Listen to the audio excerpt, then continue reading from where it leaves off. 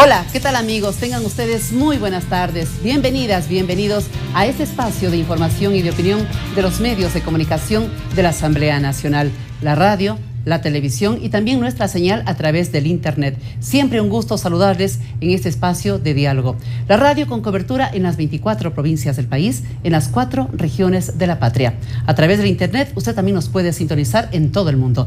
www.asambleanacional.gov.es o en vivo.asambleanacional.gov.es. Y la televisión legislativa con señal abierta en las ciudades de Quito, canal 42, Guayaquil, canal 22 y Cuenca, canal 27. El día de hoy diálogo está dividido en 2 segmentos. Generalmente lo dividimos así para hacerle más dinámico, más atractivo, pero siempre también tomando en cuenta aquellos temas que realmente le interesan a la comunidad.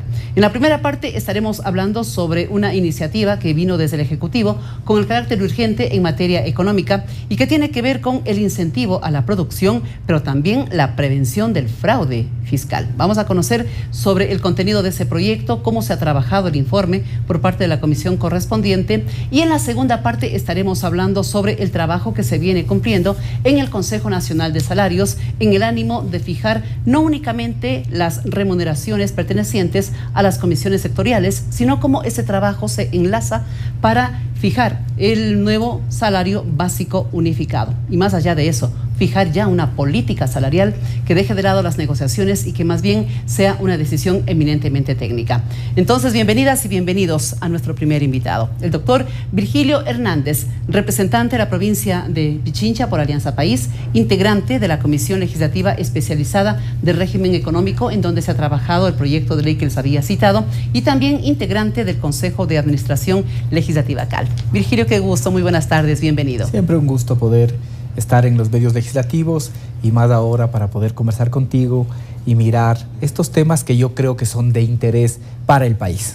Un proyecto que vino con el carácter de urgente en materia económica. Comencemos por ahí, Virgilio. ¿Había necesidad de tener esa característica este proyecto de ley? Sí, desde luego. Creo yo que se justifica plenamente que este proyecto haya sido enviado de forma urgente.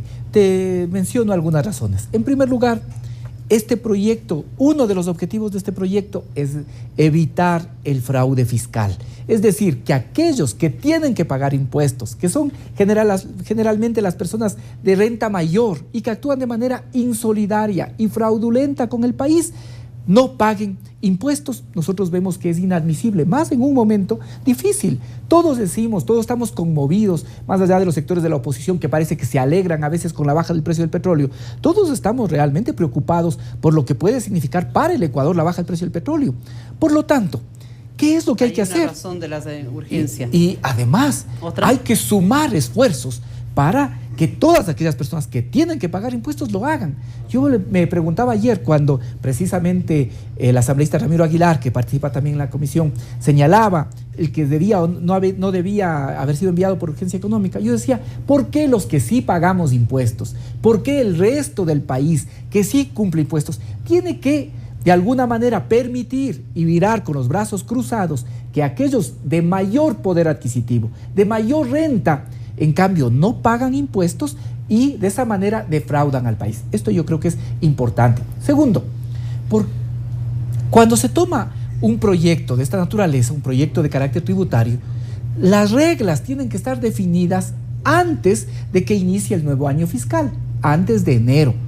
Por lo tanto, el no asumir estas medidas significaba que nos va a tocar esperar un año, recién hasta el 2016 para que se puedan aplicar.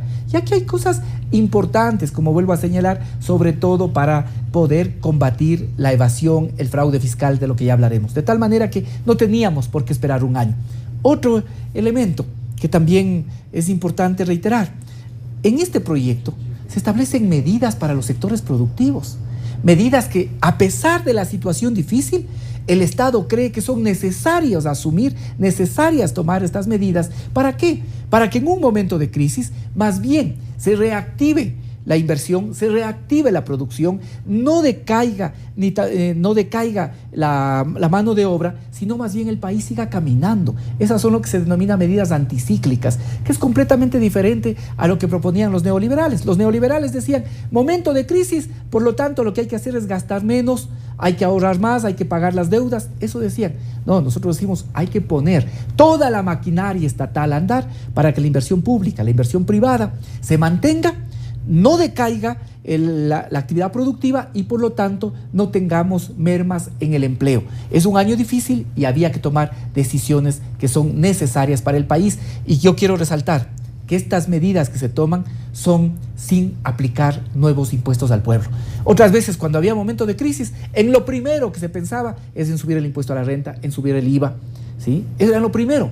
Fíjate tú, Carmen, que Tansi, que conoces bastante bien el tema, puedes saber que quien ahora pretende eterno candidato presidencial, quien fue candidato presidencial, esta persona, cuando fue asesor, sugería que le sugirió a Maguad que se eleve el IVA del 12 al 16%. Siempre se pensaba en eso. Momento de crisis, más impuestos. ¿Qué decimos nosotros? Momento de crisis, hay que buscar generar e incentivar la producción, por un lado, pero por otro lado también acabar con las trampitas, entre comillas, acabar con los mecanismos fraudulentos con los cuales las personas de mayor renta le perjudicaban al país no pagando impuestos. 3 razones que nos ha expresado el asambleísta Virgilio Hernández para justificar la calidad de urgente en materia económica de este proyecto de ley.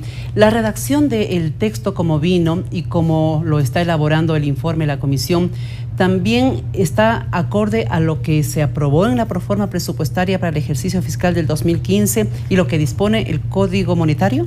¿Se ha logrado ese enlace? Sí, a ver, lo que ahora este proyecto rinda obviamente tendrá que ser incorporado al presupuesto codificado. Aquí hay el Código de Planificación y Finanzas Públicas permite precisamente esto. Uno es el presupuesto que se aprueba, el presupuesto aprobado, y otro es el presupuesto codificado. Y después hay que mirar incluso el presupuesto ejecutado. Así es. Exactamente.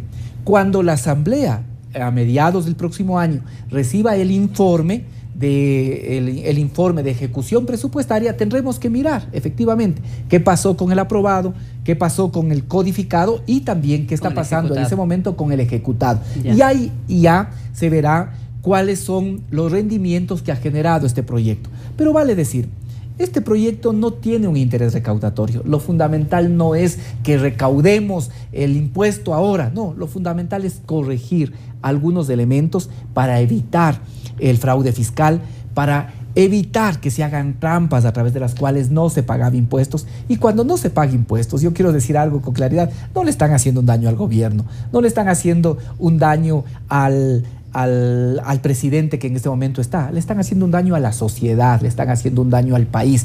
Más aún cuando esto es absolutamente antiético, porque las personas que no pagan impuestos son las personas que más tienen en este país y que a través de trampitas, como por ejemplo la residencia fiscal, que ya podemos hablar de eso, se evitaba pagar impuestos. Es un tema que habla de tributos, habla de incentivos y puede presentarse como algo muy abstracto, como difícil de comprender, pero no. Vamos a compartir con ustedes algunos temas importantes que tienen que ver con nuestro diario de desenvolvimiento, incluso para que se comprenda el alcance de este proyecto de ley. Virgilio, uno de los puntos que se destaca en este proyecto habla sobre los gastos que están destinados a publicidad de los productos.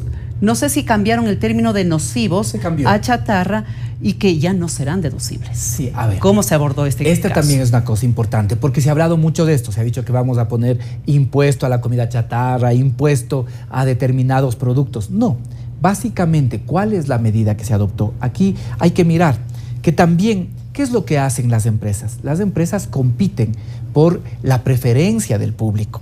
Y para buscar captar la preferencia del público, utilizan la publicidad, utilizan la propaganda. ¿Qué es lo que pasa?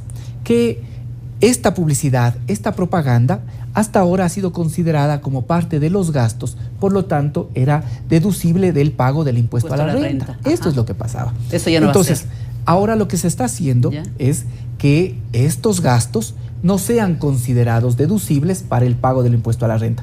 Pero efectivamente, como tú señalas, para no tener que poner en una ley que hay alimentos nocivos, porque que si son alimentos nocivos, como veneno, ninguna autoridad, además ninguna autoridad debería autorizarlos, pues no debería permitir que alimentos nocivos se puedan para el consumo. Exacto. Ajá. Si son nocivos, no pueden estar Sáquelos para el del consumo. mercado. Así es.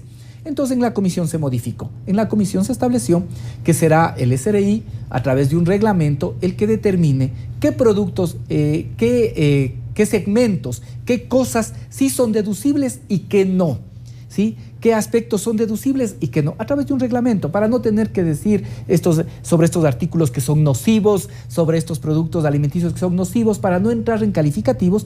Lo que decimos es, si eso va a ser fijado por un reglamento, el reglamento del SRI va a decir qué cosas sí se deducen para el pago del impuesto a la renta y qué cosas no. En cuanto a publicidad. En cuanto al tema de publicidad, en este caso, que no sea visto como un gasto deducible para el pago del impuesto a la renta. Solo por ponerte un ejemplo, y no voy a decir el nombre de la empresa, pero una empresa el año anterior gastó en nómina de sus trabajadores $2 millones, 2 millones, pero en publicidad gastó $96 millones, y de esos $96 millones no pagó impuesto a la renta.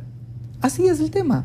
Entonces, a través de esos mecanismos se generan las preferencias, y esas preferencias a veces pueden efectivamente afectar a la salud pública. De tal manera que aquí no hay, como ustedes verán, impuesto a la comida chatarra, no hay impuesto a ningún tipo de productos en ese sentido, sino más bien se busca esta salida ingeniosa para poder, en este caso, no permitir que sean considerados gastos estas inversiones que hacen las empresas en publicidad. Que pueden seguir haciendo publicidad y propaganda a las empresas, por supuesto, pueden seguir haciendo, pero ahora pagan impuesto. Muy bien, hay otros aspectos que también los vamos a destacar, porque tienen que ver con la devolución del IVA a las personas de la tercera edad, tiene que ver con la residencia fiscal y otros más, razón por la cual usted no se puede separar de este espacio de diálogo que lo transmitimos a través de los medios de comunicación. Disfrutemos de estos mensajes y luego volvemos con nuestro primer invitado, el asambleísta Virgilio Hernández.